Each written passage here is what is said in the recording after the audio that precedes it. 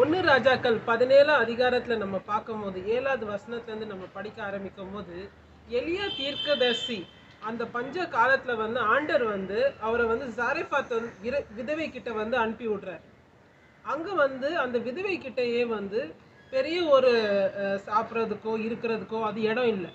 அங்கே வந்து அவங்கக்கிட்டேயே வந்து ஒரு நேரம் சாப்பாடு அது மட்டும்தான் இருக்குது. அதில் அவங்களே பரிதாபமாக நான் ஒரு வேளை சாப்பிட்டுட்டு செத்து போயிடலாம் அந்த ஒரு திங்கிங்கில் தான் அவங்க இருக்காங்க.